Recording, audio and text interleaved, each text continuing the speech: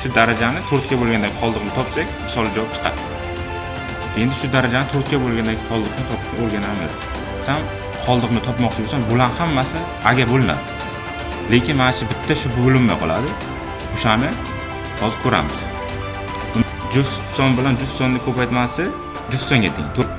Sababini bo'yi ko'rdik. Chunki 8 oxiridan boshqa hammasida qatnashadi ko'paytmada. 8 4 ga bo'linadi. 4 ga bo'lingandan keyin u shart emas uni yozish. Bu taraf hammasi bo'lindi. Endi oxirida -1 qolib ketdi. Assalomu alaykum. Berilgan sonning oxirgi raqamini topishni so'rayapti. Ya'ni 7 ni 7-darajasini, 7-darajasini, 7-darajasi va hokazo cheksiz ketgan shu darajani oxirgi raqamini so'rayapti. Bundan oldin 7 ni odatiy holdagi berilganini darajasini oxirgi raqamini topishni ko'ramiz. 7 misol uchun 7 ni 391-sini oxirgi raqamini topishni ko'rib chiqamiz.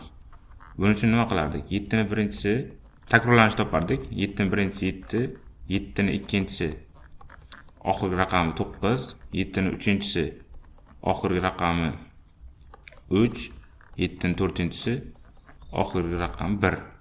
Oxiri 1 bilan tugadi, demak u takrorlanish yuzaga keladi. Keyingisi yana 7, 9, 3 davom etadi.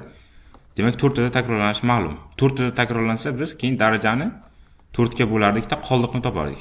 Va qoldiq. 391 ni 4 ga bo'lsak 3 qoldiq qoladi. 3 qoldiq qolsa keyin biz 3-chisini olardik. Agar 0 qoldiq qolsa 4-chisi, 2 qoldiq qolsa 2-chisi, 1 qoldiq qolsa 1-chisini olib javobga yozardik. Demak hozir 3 qoldiq qoldi. Shu sonning oxirgi raqami 3 bilan tugaydi der edik javobga. Endi bu misolga qaytamiz. Bunda ham shunday bo'lyapti. Faqat daraja 391 emas, 7 ni darajalarida keladi. Demak, bu misolda qo'llagan usulimizni bunda ham qo'llaymiz. 7 ni takrorlanish 4 tada, bunda ham shunday, 4 tada shu darajani 4 ga bo'lgandagi qoldiqni topsak, misol javob chiqadi. Endi shu darajani 4 ga bo'lgandagi qoldiqni topishni o'rganamiz. Bu qanday amalga oshiriladi?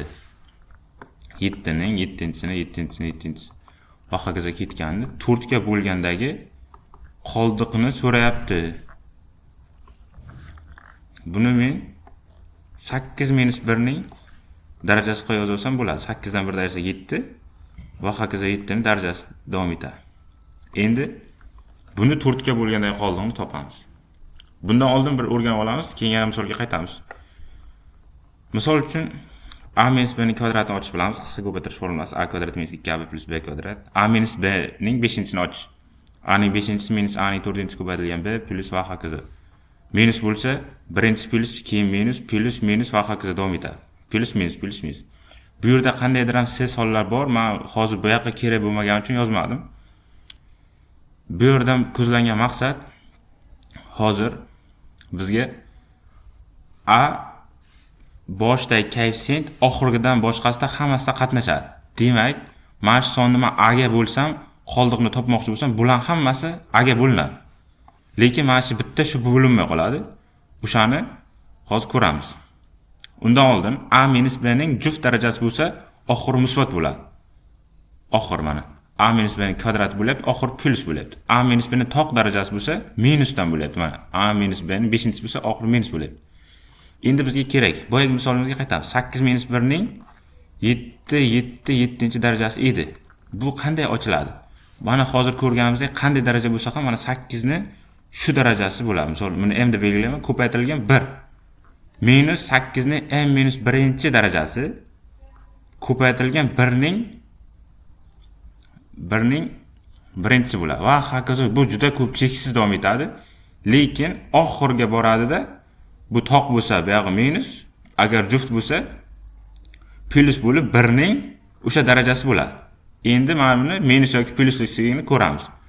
Buni qanday amalga oshiramiz? Agar bundan oldin mana toq son ko'paygan toq son bo'lsa, bu son toq son bo'ladi, ko'paytmasi. Misol uchun 3 × 9 27 ga teng. Juft son bilan juft sonni ko'paytmasi juft songa teng. 4 × 8 bo'lsa 32. Juft son bilan toq sonni ko'paytmasi esa juft songa teng. 6 × 7 42. Endi bizga hozir daraja 7 7 7. U juda katta son, cheksiz ketgan. Lekin 7 ko'paytirilgan 7 ku bu. Toq sonlarning ko'paytmasi demak toq son bo'lar ekan. Toq son bo'lsa 8 - 1 ning toq darajasi. Toq daraja bo'lgandan keyin mana o'zimiz ko'rdik boya Endi minus b ning ementisi bo'lar ekan.